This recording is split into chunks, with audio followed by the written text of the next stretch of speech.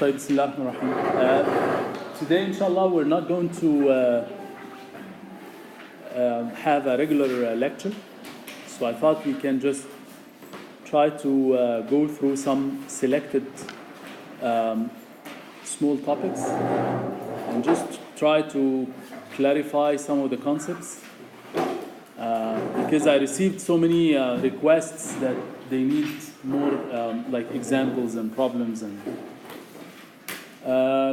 just to let you know, in the chapter that we have covered from the Keras book, the multimedia transport layer protocols, which is covered in chapter 7 in Keras book. This chapter has at the end set of problems and questions and things like that. I encourage you to go through it, and it will help you to understand some of the problem solving skills and things like this. Okay? الكتاب نعم. I suggested to some of you because I received some requests that they need some problems and exercises and stuff, so I pointed them out to chapter 7 in the Keras book. The book that we are going through does not have, these set of questions at the end of each chapter. So we'll try to cover some of these examples today, and then after the lecture there was also a request for a special office hour. So I will have the office hour after the lecture. So if you have any specific questions, you can just come after the lecture and we can go through them. So we'll start with your problem. So I thought so let's start from the beginning and get to that later. So in terms of measuring some of the metrics that we have covered throughout the course, if we have a source and a destination, and we have set of packets that go from here to here, and in the middle there is some network, and we want, through the measurements, we want to analyze the effect of the network in terms of delay, throughput, jitter, and so on. So if we have a packet 1, packet 2, packet 3, packet 1 was sent at time t1, this was sent at time t2, and this was sent at time t3. And these packets, when they arrive here, they will arrive at time t1 dash, and packet 2 will arrive at t2 dash, and then packet 3 will arrive at t3 dash. So what we need to measure here is the throughput. What we need to measure the delay. Okay. We need to measure packet loss. Of course, packet loss here is 0 because all the packets have arrived. Let's say packet loss as well. And we need to calculate the jitter. Okay? So first, for the throughput, what we need to do is to have a window of time which has a duration of 1 second. Okay? And then calculate all the packets that have arrived during this time window, and this will be the throughput, basically. So at this instance, the throughput is the number of packets within this 1 second time window, and then I convert it into bytes. That's it. It's very simple. So if these packets are like 100 bytes, let's say, each, then in this 1 second time window, we have 200 bytes multiplied by 8, and this will be in bits per second. Okay? This is the instance throughput at this point in time. What we need to do is just to move this time window from here to here and do the same thing. So in that case, this might change. And then after some time, we can take the average of all these instant throughputs. Okay? So through a big time horizon, like 200 seconds or something, we can just get the summation of this and divide it by the number of these values and get the average. Very simple. Okay? So this is the instant throughput, and the average throughput is by averaging out through all these values. Same thing for the delay. For the delay, we have D1 is for packet 1. Okay? So D1 will be T1 dash minus T1. So packet is done the delay is done per packet. Okay? So the delay for packet 1 is T1 dash minus T1. That's it. So D2 is T2 dash minus T2, and so on. Okay? And then we get the average through multiple packets by getting the summation divided by their number. Okay? Easy? The packet loss. The packet loss is similar to the throughput. So we get 1 second time window, and then we try to count the number of packets that have been lost during this time window. So if we have, like, for example, we receive packet 3 here, so the number is 0. But imagine if I have packet 1, 2, and then 4. So we need to have a time window of 1 second. And the count of the number of packets that have been lost during this time window is 1. So it's basically 100 times 8 bytes per second. So this is the packet loss rate. Okay, this is the packet loss rate. And then we get the average packet loss by, again, averaging out across multiple values.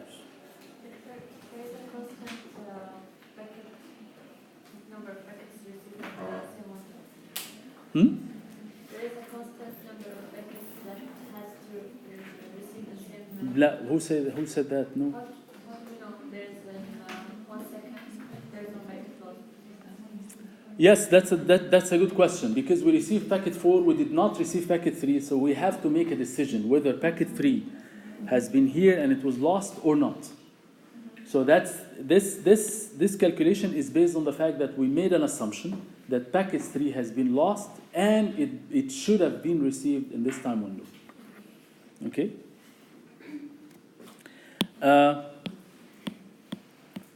Of course, one more important thing in our course here is the jitter. So that's what we need to calculate. As we said before, jitter has no significance for one packet. It has to correlate the delay between 2 consecutive packets. So basically, jitter 1 is actually delay 2 minus delay 1. So that's what it means, which is basically T2 dash minus T2 minus T1 dash minus T1. Okay? So either this, or you actually count the duration between 2 consecutive packets here and here, and subtract this duration, which is basically, if we change this to T2 dash minus T1 dash minus T2 minus T1. It's the same, right? So either you get the absolute delay and subtract it for 2 consecutive packets, or you calculate the inter-arrival time at the receiver and inter-departure time at the sender and subtract them from each other. It's the same thing. One thing to pay attention to here is that the jitter might have a negative value. Okay? Jitter may have a negative value here. Okay? So it's not always greater than 0. And that happens, for example, if you have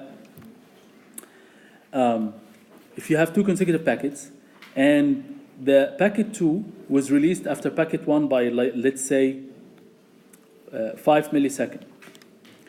But because packet 1 was delayed, okay, so, and packet 2 arrived right after it, so this inter-arrival time might be reduced to, let's say, like 3 milliseconds. So what is the jitter here? It's -2. That's fine. So jitter may have a negative value. And again, what you do is that you get the average of the jitter. So just the fact that some of the jitter values will be negative, it doesn't mean that all of them will be negative. So you will always find like some positive values, some negative values. And that actually the effect of the network, because the effect of the network might be up or down. So some of the packets, they arrive late, some of the packets arrive early. And that's why jitter is critical, and it's one of the key metrics that helps us to really analyze the performance, especially for multimedia applications where real-time effect is of the essence. So we need to pay attention to real-time issues. Okay, so that's okay. The window is given. Size of the window is given. What is the window? Time window. No, it's just to make it easy. You can make your window مثلا 5 seconds, but then you have to divide by 5, right? Because the rate is always per second, right? Yeah. So you can take a window of size like 5 seconds, calculate all the packets that arrive within the 5 seconds, and then divide by 5. It's fine. Essentially what you did is that you have calculated the average delay within 5-second window. That's fine. Okay. So you're supposed to do this as part of the assignment. So in the assignment you will be able to do this using Java code. Okay. So any question here? So that's the first part. So I hope this part is somewhat clear. Okay. So the second part, which I thought is also a little bit important, is related to some of the questions that we had in the quiz. So for leaky bucket, if we have a leaky bucket and you have some packets coming into the bucket, and these packets are coming with a rate of R. Of course, we assume that R is constant, at least within a specific time window. Okay? So in order to be able to analyze any variable bit rate, we have to divide it into small time windows. Each time window is almost fixed, because we know how to deal with fixed rates. Variable rates, we can deal with them, but given a small time window. So within this time window, we have to assume that the rate is fixed. Even if it's not, we have to get like the average rate and use that as the rate to analyze the problem. And we said that in the leaky bucket, for this case, in the leaky bucket, the output rate is R, is small r. Okay? Regardless of the input rate. So basically we use that as a buffer. And then we have a limit, which is the size B. Okay? So the question is, of course, if capital R is less than small r, there's no problem. What is the output rate in that case? Capital R, right? Yes, it's straightforward. So if R is greater than small r, that's when I start to have a slight issue that the bucket will start to fill up. So in order to calculate the time required for this bucket to fill up, basically the bucket will fill up with a rate which is capital R minus small r. Because you are inserting something with a specific rate and output something with less rate. So what remains in the bucket is capital R minus small r, right? So if, for example, this R is like, and we'll try to use packets here, although typically we use bits, but we will try to use packets just to make it easy, assuming that the packet has fixed length. So this still applies.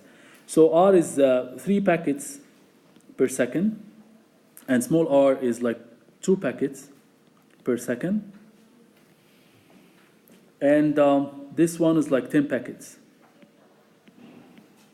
Not per second, of course. This one is the size, so it's not per second. This one is the actual capacity. So what is the time required to fill the bucket in that case? 10 seconds. That's it. Why? Because the bucket will fill up with a rate which is capital R minus small r, which is 3 minus 2, which is 1 packet per second. So every second we input 3, we exit 2. That's easy. We input 3 packets, we exit 2 packets. So 1 packet remains. Since I have a length of 10 packets, we need 10 seconds to fill up the bucket. That's it. Okay?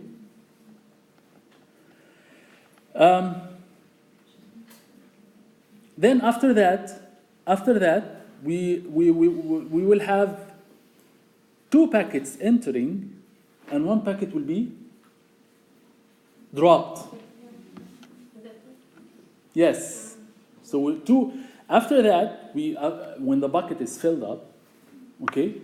So in 2 seconds we can input 2 because there is 2 output from the last second, so we can input 2 only, and the third one we cannot store it in the bucket because the bucket is already full, so we have to drop it. So the loss rate becomes 1 packet per second after that. Okay? Saab? The turbine will start at the turbine will start at 11 seconds. After 10 seconds, yes. In the 11th second, we'll start to have 1 packet drop per second. Saab? Okay. The second case is for token bucket, and for token bucket it's quite similar. But as we said, the main job of the token bucket is just to try to tolerate burst traffic. Okay, by having this concept of tokens. So if we have the token and the token bucket, and now it's not packets, it's like buckets. It's tokens. Okay. And then these tokens will just enable or disable packets of going to the output port of the sender. Okay. So you have here some incoming packets, again with a rate of bardo capital R, okay, and here the token rate is small r. Okay, so the main difference here is that let's also calculate the time required for this bucket to be empty, which, if this is like 3 again, and this is 2, and again this the bucket in terms of capacity is, again, it typically with bits, but let's just make it simple, and this bucket as a size is like 10 packets. So what is the when does this actually empty out completely? After 10 seconds, right? So basically what happens is that if this rate is 2, if this is 2, okay, the token bucket will always be full, because for each 1 second you empty 2 tokens, or number of tokens enough to have two packets, and you empty 2 tokens here, or enough tokens for these 2 packets to be out, and this means that enough tokens for 2 packets will also go in. But here we have 3, which means we need enough tokens to exit 3 packets, not 2, right? Which means that the number of tokens that we will consume will be more than the rate of filling these tokens.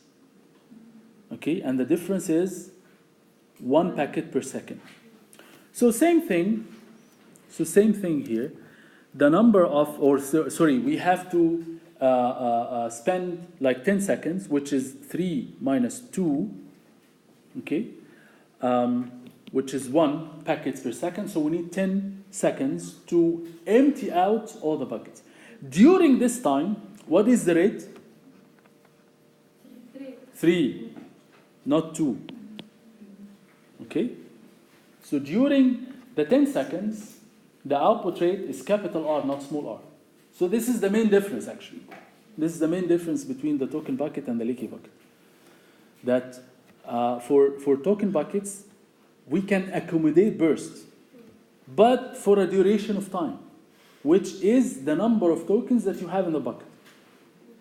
After that, no, we cannot accommodate bursts anymore, and you have to wait. So during the first 10 seconds, the output here is 10 packets per second, which is basically two tokens enough for 2 packets to enter the bucket, and they will exit, and I will consume extra 1 packet tokens from the bucket. So for every second, I will lose tokens for 1 packet. When you are taking the token from the bucket, the token will not fill again? It will. That's what I'm saying. So it will not be empty. So each second. But because of the fact that the output is 3 packets per second, okay, so I will consume 2 packets, and I will consume extra 1. So the bucket will fill by 2 packets, okay, and I will consume 3 packets. Yeah, Victor, you take only one from the token.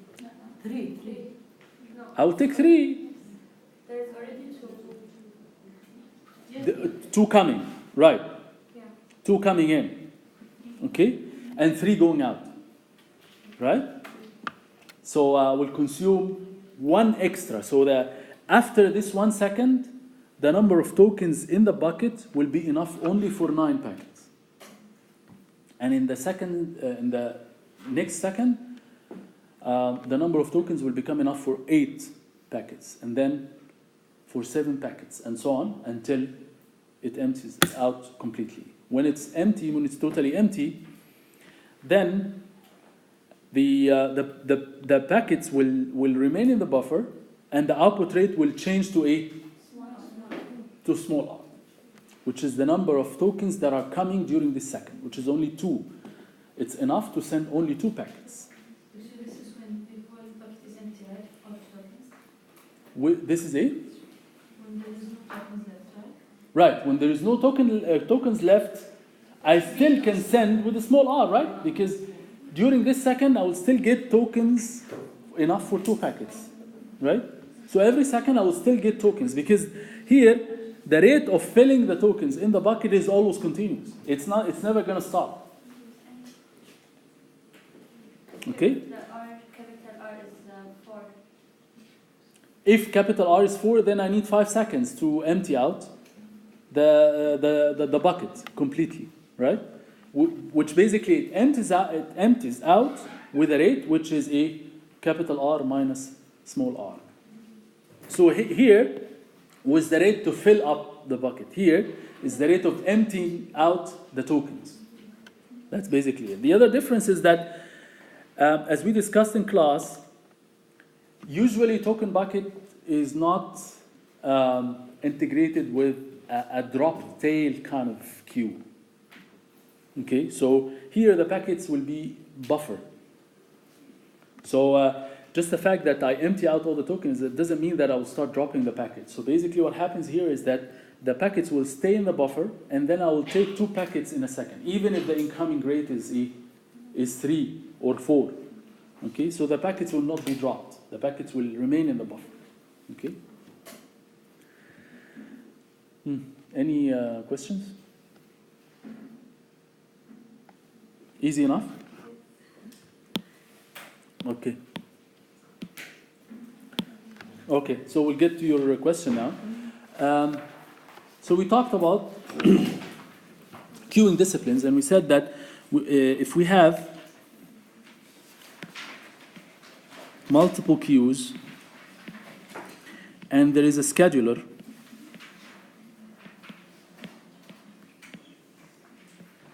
and then the scheduler decides which queue will be served. Queue will be served, this means that I'll take 1 packet from that queue. Okay? So we assume that all the queues are initially, we call them saturated, or they are full of packets anyway. Okay? So this is Q1, Q2, Q3. So if we talk about priority queue, because if we talk about FIFO, this is not the case. I mean, this is not the case of FIFO. For FIFO, we have only 1 queue. So this is not the case of FIFO. But if we talk about priority queue, then what is the sequence of this queue in terms of serving which queue first? 1, 2, 3. Huh? 1, 2, then 3. Priority queue. Huh? The higher priority. Okay, so it will be 1, and then? 2. And we assume And then 1. And then 1. And then 1.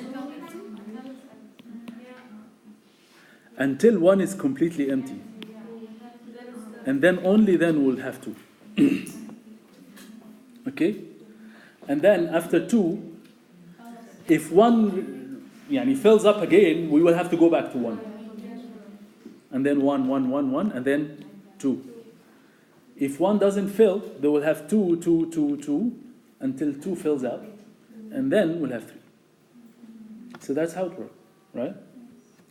So this is the priority queue, strict priority queue. So it's a strict priority queue. For weighted queuing, if we have the weight, let's say the same weights that we have tried in the quiz. So this is 0.5 and 0.25. What does that mean? What do these weights mean? This means that 1 will have double the priority of 2, and 2 and 3 will have the same priority. This is what basically this means. So this means that for each 2 from Q1, we can have 1 from Q2 and 1 from Q3. That's what this means. Okay? So 2 from 1, 1 from 2, and 1 from 3. That's it. In terms of order, they can have any order. So what are the possible orders, let's say? So basically, the simplest thing, 1, 1, 2, 3. 1, 1, 2, 3. 1, 1, 2, 3. I can go like this forever. Okay? So in terms of in terms of average delay, definitely the queues will have average delay, which is fairer or more fair in this case, more than this case. That's why they call it weighted fair queuing. And it's not fair in the sense that it's completely fair, in the sense that it gives the same level of fairness for each queue. No. Because that's not what multimedia is all about. As we said, multimedia is all about positive discrimination, right? So that's one possible order.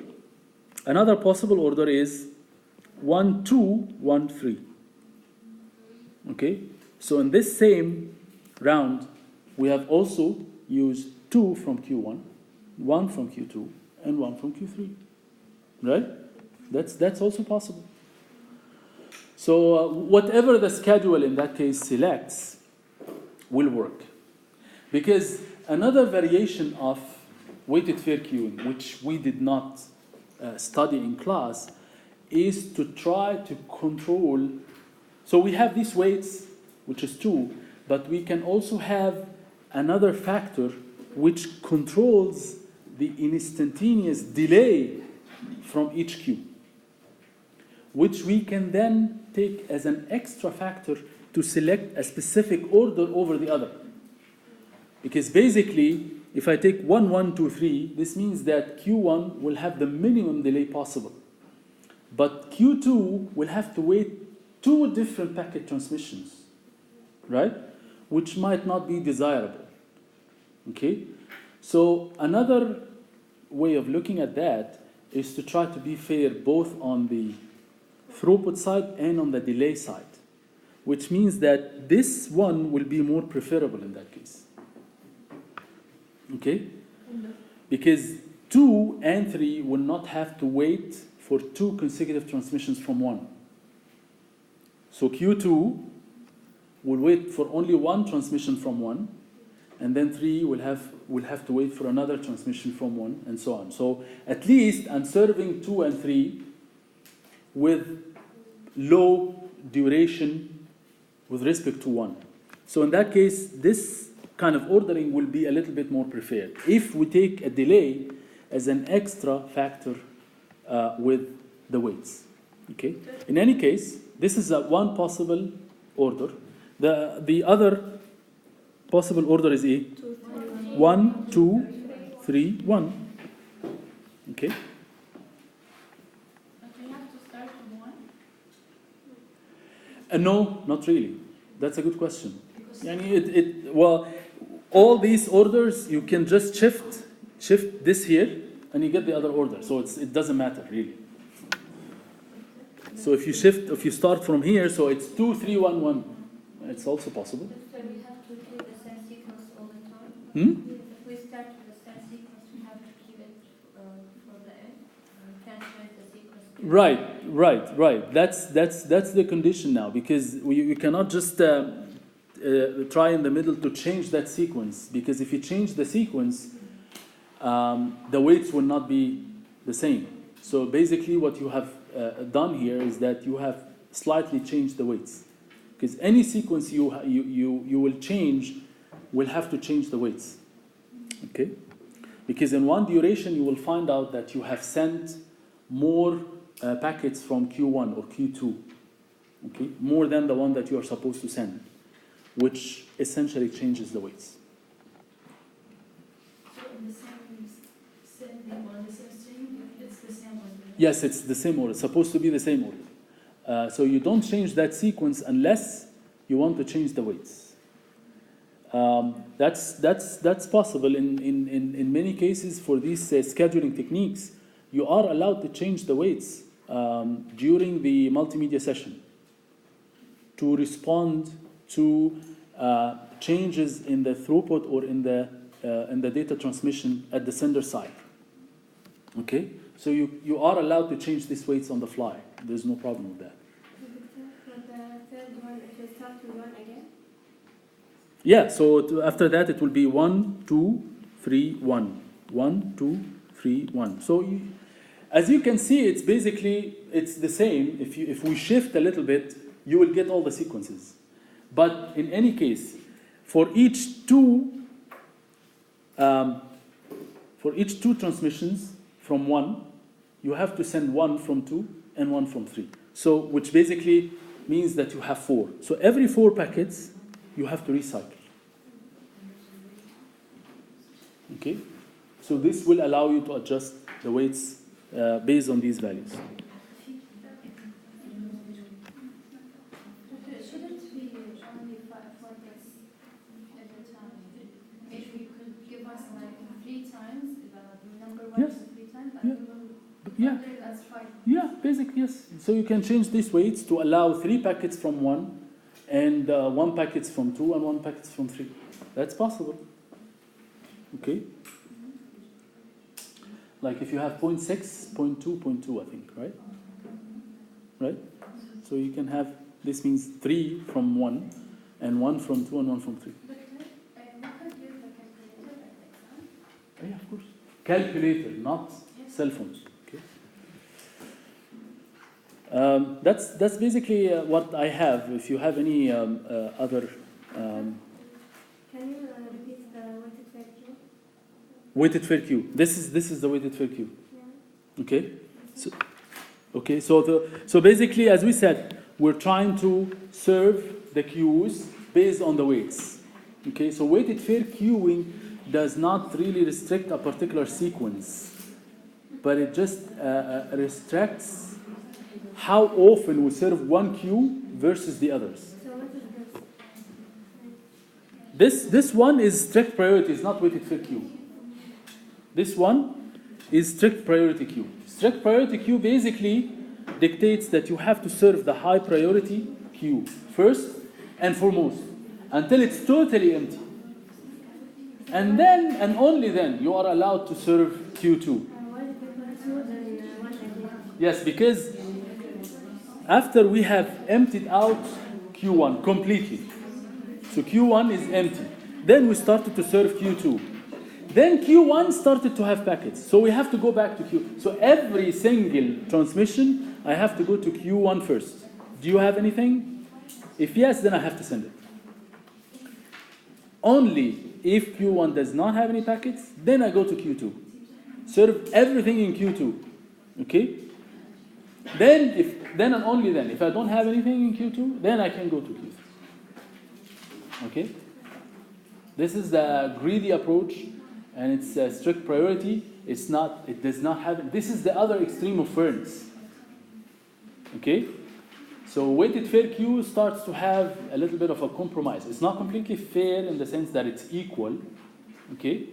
But it's not strict priority as well, which is the other extreme. Okay? That's why weighted fair queue is very commonly used for multimedia applications, especially in the network layer.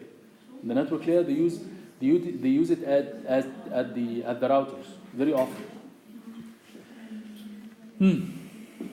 Any other questions? Can we have the access to our quizzes? You already have access to them. No. Can someone show her how to have access? To the other student quiz? We can Yes. only our quizzes. Oh, to the other student quizzes? مش فاهم. Yes, quiz. Yes, you have. You do have access to that. If you go to the grade center,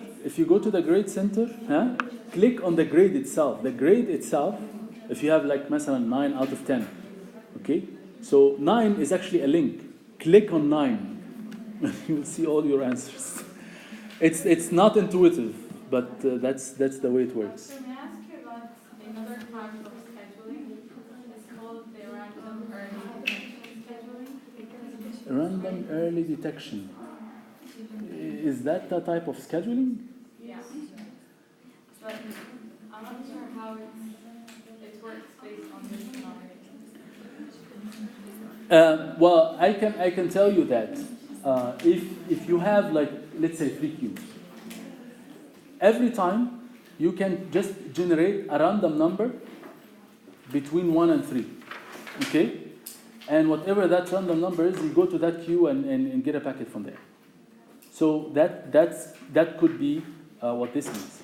And actually, if you do this on a long time horizon, this will be completely fair. Okay? Because the random generator is by default uniformly distributed. Right? So along a very long time horizon, you will find that the number of ones that have been generated equal to the number of 2 that have been generated, equal to the number of 3s that have been generated. But every time you have a different sequence. Okay? So on a long time horizon, this will be completely fair. Which is not fair for our course, by the way, because we don't need a completely fair scheduler in that case. Okay? So it's not going to work well. If you want it to work well for multimedia, use a different random generator other than uniformly distributed. Use like Gaussian or something else. So that could be. That's actually good. We can try in the next assignment. Any questions? Okay. So I hope I actually answered some of the requests that I've been receiving. And now we have an office hour. So if you have other questions, we can go through them.